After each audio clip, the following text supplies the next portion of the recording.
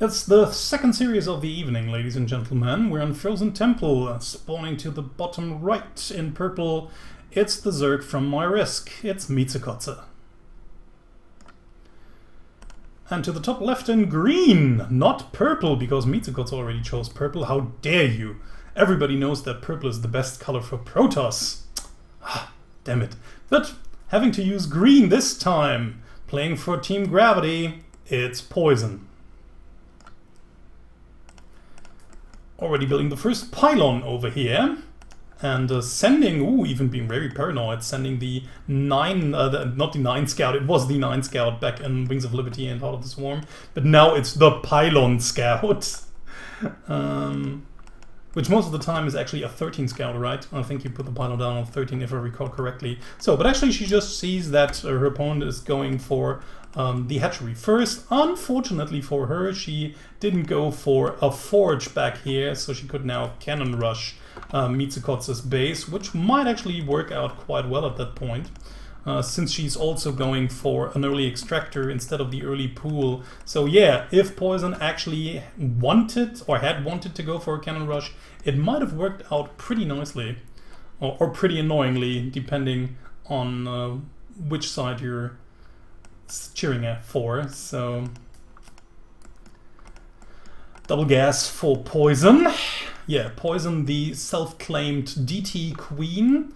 We've already seen that a few times during the season, especially in that game that really, oh man, that cringe-worthy, disgusting game against Suno Kazari, where Suno just had an awful amount of units rushing at Poizon's base, but DT saved the game. I think about 12 to 15 DTs later on, because Suno just got her not her observers, her overseers shot down, and then she couldn't do anything against the DTs and got crushed terribly. It was really awful to watch, but well played by Poizon in that case.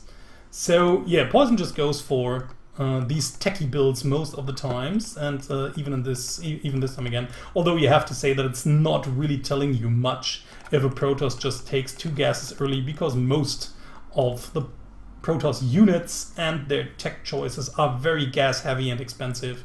So yeah, just Protoss normally wants to get that gas going fast.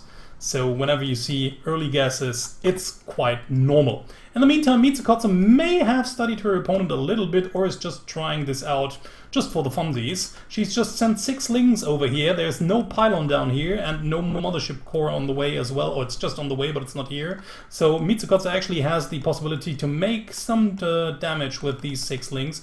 Of course, not all that much. The Adept is already on its way out. Mothership core will also already be available in just a few seconds. But with a little bit of commitment, she might just tear through everything. Nicely done by Poizon here, because that was actually what Miezekotze was waiting for, that this zealot would just move out at its gap and she would manage to finally get her lings inside the base. But Poizon just tried to put a probe in here, blocking this pathway, which she kinda did, but not really. The probe was just not fat enough, so the lings could just sneak by a little and chew it off, but nothing really gained by Miezekotze that much, maybe except for a unit that her opponent didn't want to build on that early on. And of course the night mining time, which we also don't want to underestimate here, because it's always good to keep a Protoss from mining as long as possible. But yeah, other than that, no direct damage being dealt. These shields will regenerate in a short amount of time, and then the cybernetics core will be safe from harm once more. In the meantime, and also this is of course another side effect of her little push, her third base went up pretty easily without any counter pressure by Poizon. But of course Miezekotze has to be careful. She knows that her opponent now has the possibility to tech up and build some more production buildings and even units, so she might come her way actually quite early. But she has some lings already on the way, checks for the 4th base, which could go down around this point in time. If it doesn't go down at the 5-minute mark at the latest, you normally know that your opponent is up to a 2-base timing push. So you have to prepare for that, and that is actually what Miezekotze is checking for.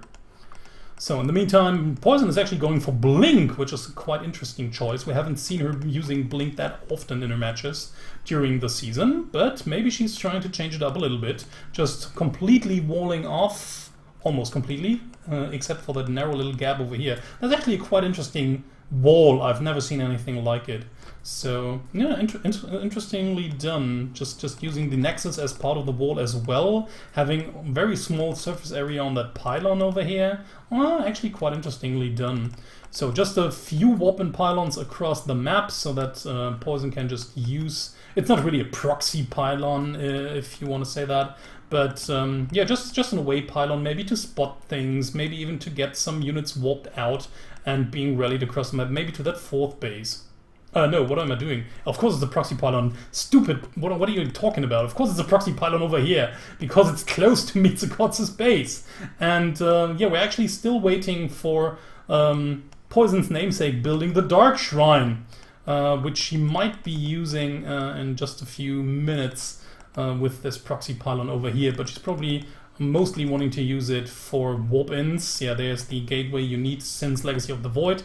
And Wings of Liberty and HOTS, you had the possibility to warp in units everywhere where a pylon was standing without any delay.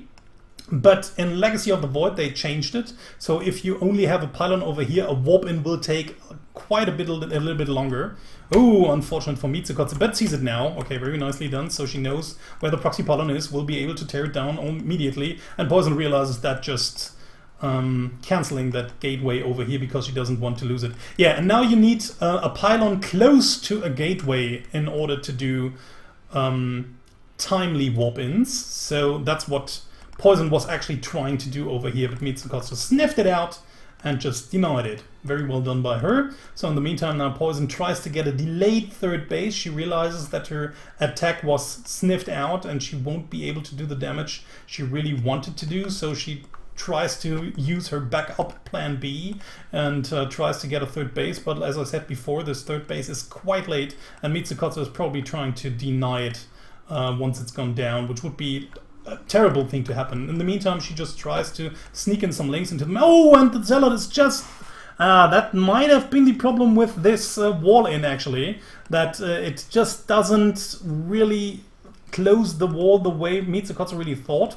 Yeah, and in the meantime, while she's just distracting her opponent in the natural base, she just went up towards the 3rd base, and while Poizon now tries to defend her 4th base, Miezekotze just realizes that her opponent doesn't have all that much in army supply, so she just separates a few units from her main force and just tries to kill as many units by Poizon as that Poizon has as possible, while at the same time just trying to tear down the Nexus as well. Oh, Miezekotze has to be careful now. I mean, she really wants to get something done out of here. She almost kills most of the main force down here, while a few Stalkers remain over here.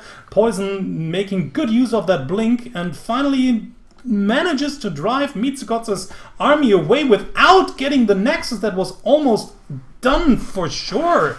Wow, I mean that might have been a bad move by Miezekotze, not just having 3 to 4 roaches commit to killing off that Nexus, but yeah, it's always easier said than done when you're in the heat of the moment and the heat of the battle, where you just try to survive and kill as many units as possible, and then you might not just realize that it would only take 3 or 4 more shots in order to kill that Nexus. Aw, too bad for her. So in the end, she didn't really accomplish as much. She didn't take her own 4th base. She's just pumping out units by units, one after another, in order to... Yeah, she will probably just move in here. The shields won't have regenerated by then.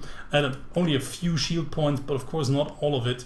And if Poizon is only slightly out of position, she won't be able to save that in time. I mean, just a few units moving in here, one-shotting the Nexus, and then they will be able to attack the army head-on.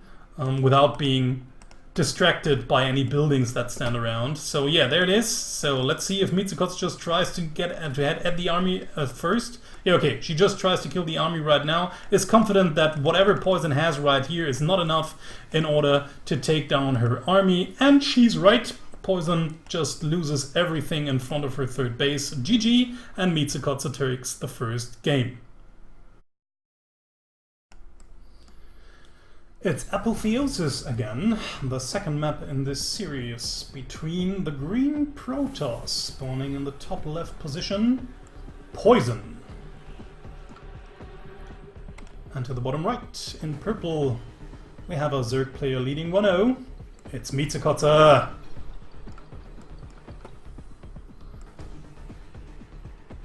Who just managed to kill off her opponent in a pretty convincing way, using a Roach, partly Hydra combination, mostly Roaches though, and only a few Hydras in the mix.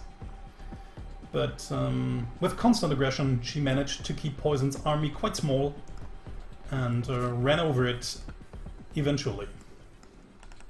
Miezekotze going for the hatch first once more. A lot of Zerg players actually do that. It's not that uncommon. A lot of Zerg players actually try to take the gold base first. Poizon would have scouted that right away. In this case, she just sees that her opponent went for a hatch first once more. But like I said, it's not really surprising. It's like as surprising as seeing a Protoss taking 2 gases right away.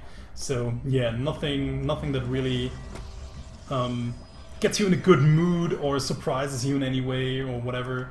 You just see something you already guessed would happen anyways. So you actually might even feel a little comfort there, because you already know the game is not taking any crazy routes, or your opponent didn't do something you didn't really expect, which makes you think and overthink, and maybe overthink again, and then you just screw up your own builds and your own timings and everything, because you're just thinking too much about what your opponent is doing. Thus forgetting what you really wanted to do. So Poizon already sneaking that little probe over here in order to later on get a proxy pylon and probably even a proxy gateway, maybe even a proxy stargate, at least some sort of proxy buildings that will help her to dish out some aggressive play in a bit. We'll see how quickly that actually goes, and we see if Miezekotze still has the same problems as many players do, since Apotheosis is one of the newer maps, and you don't really know everything that could come your way. So Miezekotze again going for the 6 Lings build. I think she has a new favorite build here, trying to apply some early pressure on the Protoss, and it will once again work out quite nicely, I guess, because again there's no pylon over here, so no way to photon overcharge. The mothership core is still again delayed, because Poizon wanted to get up that Twilight Council fast enough. So yeah, these 6 Lings will again do some damage, and if it only be the mining time denied once more. So in the meantime, Mieze taking the gold base over here, which will also again be pretty uncontested. Although you always have to remember that Poizon has this pesky probe down here. So even did she even kill one worker? We can have a look at its lost tab. Was it that one? That one it was. Okay, never mind. So yeah, one probe killed, and now this time the Lings are nibbling away at the Nexus, but they will probably do even worse damage than last time. Trying to get at least this little adept, but adepts are pretty good against Lings because they do extra damage to light units, and now we finally even have the mothership core. So actually Miezekotze will really lose these 6 Lings without doing further damage, and I don't really know if it's actually worth it. It's hard to tell. Like I said, the main thing she did was denying the mining time from the second base, but I mean, it's 6 Lings, that's 6 lava, that's 150 minerals. Yeah, it probably was enough. I mean, denying so many probes from mining from the natural base for such a long time, that should actually be worth 150 minerals. And now she moves in once more. Still no pylon cannon over here, so no photon overcharge available. But of course we have some adepts that do pretty well against Lings, and we have the mothership core that can't be attacked at all. But Miezekotze is still tearing down more and more probes as we speak, even getting a zealot over here. Now finally photon overcharge is available and is getting fired right away. So this one little adept just taking care of these 2 Lings. More Lings incoming, but I think for now Miezekotze has stopped the aggression. Of course Miezekotze can really now afford these kinds of Ling pressure because she's taken the gold base. And with the gold base you earn, or you harvest, you could actually say, minerals a lot quicker than normal. So you always have some minerals to spare you normally wouldn't have if there wasn't a gold base. So yeah, why not just make use of these gold minerals that you have more anyways, and just try to apply some Ling pressure where Lings get expendable. So finally Poizon has stabilized, trying to wall off with a few gateways, trying to get her tech up probably, and there's the Dark Shrine already. In the meantime we again have the same thing over here, but once more Miezekotze just had the right nose for it, spotting it out before it could really go down, but Poizon still uses the slower warp, and now you can finally see how long it actually takes in order to get these units warped in. Yeah, will not be able to save that gateway unfortunately for her, but her DTs will actually at least keep that pylon alive. First DT walks in over here, but there's already an Overseer and some Lings in place, so nothing that Poizon can actually do. When behind Dark Shrine, we all know that motto, but in this case it didn't really work out for her. Although Miezekotze didn't really know about her opponent's Dark Shrine, I think. Oh, actually she saw it. With what? With the Lings? There were some Lings moving up here, so maybe one of them saw it. Okay, didn't really pay attention at that point, which is a bit unfortunate. Yet, yeah, she saw it. So, no wonder she realized what was going on. But maybe even then could have sniffed it out. But yeah, like I said, she had a good intuition at where the proxy pylon was hidden, and found it immediately. So, Ling just checking for a base over here, Overlord denying a base with creep over here. So Miezekotze still knows that her opponent is still on 2 bases, which is actually pretty good for her. She tries to take down this pylon once more, but there's still Dark Templar here, so she couldn't. Morphing the Overseer over here, and will probably send in a few more units in just a matter of seconds in order to kill these pesky DTs, because of course you never want to have DTs walking around your base as they see fit. In the meantime we have a DT trying to walk over here. There's an Overseer and a Spore Crawler in position, so it will probably accomplish nothing, as I said, but this one of course can still keep the 4th base in check. But what the hell, if you know that DTs are over to the left hand side, why not just take a base over to the right hand side? No problem here.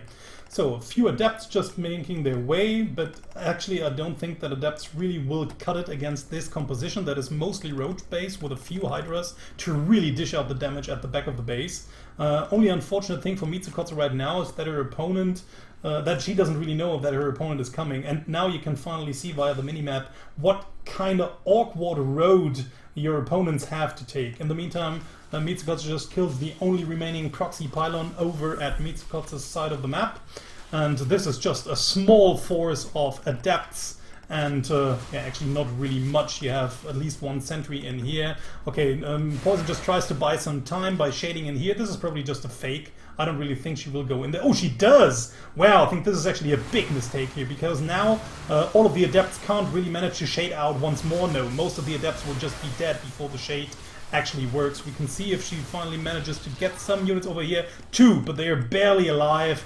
Yeah, and now she's just lost all of her army for almost nothing, only killed 2 drones. I think it would have been a really wise move just to fake these shades into her 3rd base, so that Miezekotze, as she did, had to walk away, not following her army and killing it off. But really letting the shades getting in here, I think that was a big mistake at that point, because like I said, she didn't really get much accomplished, losing her whole army in the process. Army units she will desperately need in just a few seconds, when Miezekotze's 162 army, well actually it's only 100 army supply, will actually reach her base and then just kill her off. I mean, there's not much she can do. There's only 1 pylon. We would have enough energy for 4 pylon cannons, which would help out tremendously. But yeah, like I said, only 1 pylon. It seems as if Miezekotze isn't really sure over what angle she wants to move in, but it seems to be the left one. Over the gold base. She doesn't know about the 4th base, about this base yet, but she knows that the 4th base is neither here nor there, so yeah, where else would it be? So this can be the only 3rd base that Poizon has. Killing that off will actually end the game anyways, because then Poizon will just be starved of minerals in a matter of minutes. And this is just an army, like I said, that Poizon can't really kill, especially with the lurkers in it. She's not even prepared fighting lurkers at all. And like I said, the Mothership Core won't be able to do jack shit without any pylons standing around. Like I said, killing the third base off is actually already game, because like I said, this base is almost mined out and the main base is probably already mined out or almost. And with no third base, even if she managed to stop that, which she can't, it would be over anyways. 2-0 for Miezekotze. It's game 3 of the series. We're back on New Gettysburg, or actually we're here for the first time for this evening, spawning to the bottom left side, or the bottom left corner even. It's the green Protoss from Team Gravity. It's Poizon. And to the bottom right, because it's the only position where your opponent can spawn on this map. In purple, playing for my risk, it's Miezekotze. She's up 2-0, she only needs one more game to take the series. Will she manage to do it? Or will Poizon come back into that game? New Gettysburg, one of the new maps for this season's ladder pool. You have an easy to take natural base, as almost every standard map in StarCraft 2 already has. But then you even have a very close third base as well, which is fairly easy to take and to protect, because you can just position your army over here in the middle and then just have a good protection for the natural base and the third base. But of course, there's a pretty interesting short distance for air play, where your opponent could actually just easily drop inside your main base and wreak havoc over there. Then we have a lot of special things on this map. We have, for example, 2 island maps where you have air blockers, so even air units can only move into that base from this angle or that angle. And for the second island base as well. And then, as we can already see with the first usual links of Miezekotze, there's this small little bridge that is barely narrow, barely wide enough for a few units side by side. I think actually only 2. Maybe with links it's 3. But yeah, you only have a few units that could stand side by side on this bridge. But of course it provides a very short attack path. And this time it seems as if Miezekotze has already realized that her opponent usually tries to go for an early attack, not having the necessary amount of units or buildings in order to defend this main base, because she's already seen that, and maybe have thought that if I had just had a few more links here, I could maybe even take down that Nexus before it even goes up. And Poizon has to cancel it last second. Very well done here. So she really lets these little links exhaust themselves onto this Nexus over here that just got cancelled. But of course, still a big success for Miezekotze here, cancelling the base of Poizon. Not that bad for Poizon. Actually, Poizon this time started with a cannon over here, with a forge. That's really interesting. So maybe she just wanted to cannon rush the third base. At least now she's just checking for it, trying to take this base down here once more, but she just doesn't have the units again. If Miezekotze just tries to move in once more, but it seems as if she just wants to drop inside the main base. But she could actually take out this zealot and this base once more if she just knew it was there. Does she? No, she doesn't. She may realize it now. Doesn't. Okay, just send some links over here, dropping the rest of the links inside the main base. Thus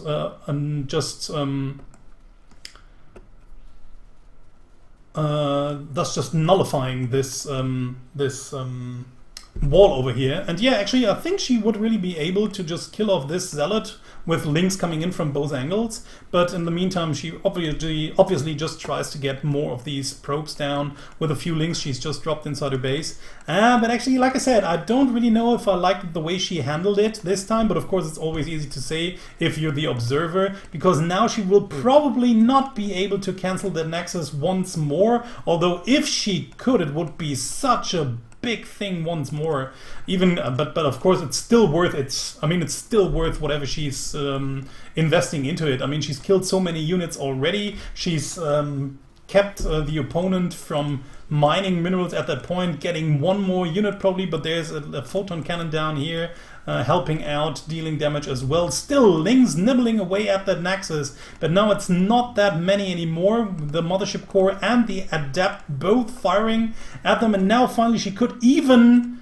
or could she? No, she couldn't. She just used her photon overcharge somewhere else. Right over here when the Lings dropped inside the main base. So just a little bit more and the Lings might have been able to kill off that Nexus again, which would have been huge. I mean, like I said, keeping your opponent from mining her natural base for that long is already a big success. But of course you have to be aware that Miezekotze also had to sacrifice a lot of resources and lava into that. So now she's at only 32 or 33 drones, while her opponent is just at 22. She only has 2 bases herself, and she doesn't really have any tech to speak of except the roach tech, but no lair yet, no third base over here, which she now tries to get, and no real aggression for the next few minutes. So if Poizon just really knows what to do right now and which steps to take next, she might be able to get a timing push across the map right on point to kill off Miezekotze's third base, or just walk directly into her natural when she doesn't have enough units to defend.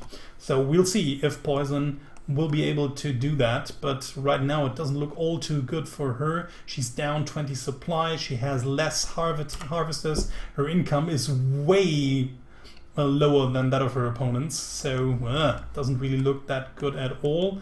Even having a Zergling and an Adept standing over here just doing nothing to each other because they just happened to be out of range of each other, but now finally the Adept realizes what's up and kills the Pescaling over here.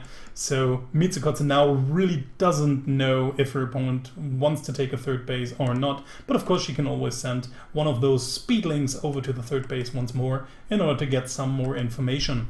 So Poizon now blocks the bridge path with a pylon, and yeah, both Protoss and Terran can actually do that quite well. A Terran would just build a supply depot and would also block this way, which again, if you do it very early on in the game, it can just make the AI go crazy, because normally the AI would want to take that path in order to get over here.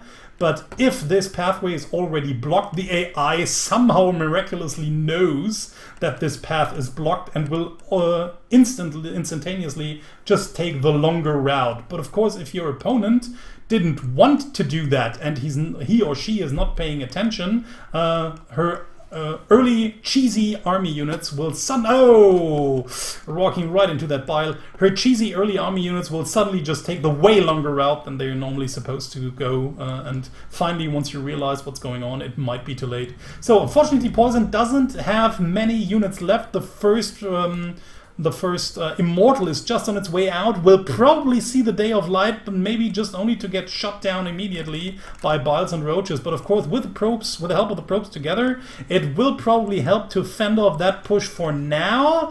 Although it might be close, barrier has already been activated, is now gone, so this Immortal will just have its normal hit points. Miezekotze just trying to kill as many units as possible where she knows she can't really get them, or Immortal just stuck in front of that building so that the Lings can just chew it apart, and now more units are streaming in. Of course, like I said before, Poizon really did the great thing just sealing off that little bridge, so it takes quite a lot longer for Miezekotze units to arrive at the front. So this is at least giving Poizon some time to breathe. Oh, it has to be careful not to move out your Stalkers and losing it unnecessarily like this. And there she realizes it. She won't be able to hold a third push. So GG's out, and Miezekotze takes it 3-0.